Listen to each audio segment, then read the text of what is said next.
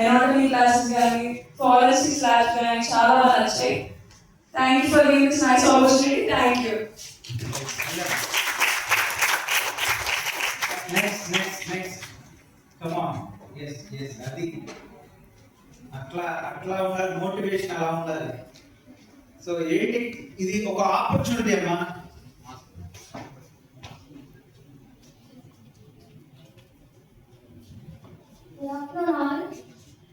చూడగానే చాలా బాగుంది, ఇక్కడ సీట్ వస్తే బాగుంటుంది అనుకున్నాను. నెక్స్ట్ కాలేజ్లోకి వచ్చాక అడ్వాన్స్ అని చూసి వెంటనే కొంచెం భయం వేసింది. ఆ తర్వాత మేడం వచ్చి ఎక్స్ప్లెనేషన్ ఇస్తుంటే ప్రతి ఆర్గన్ గురించి చాలా ఎక్సైటింగ్గా అనిపించింది. చాలా హ్యాపీగా ఆ ఫీలింగ్ నాకు చెప్పడానికి కూడా రాలేదు, చాలా బాగా అనిపించింది. Thank you.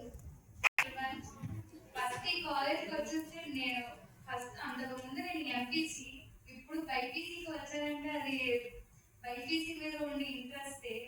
ఎంపీసీ నుంచి అసలు ఇంట్రెస్ట్ లేదు, ఫోర్స్ వల్ల వచ్చాను. బట్ ఇక్కడికి వచ్చాక ఇన్స్పైర్ అయ్యాను. ఎలా అంటే ఆ ఆర్గాన్స్ అన్ని అంటే ఇంట్రెస్ట్ వల్లే వచ్చాను ఆ బైపీసీకి.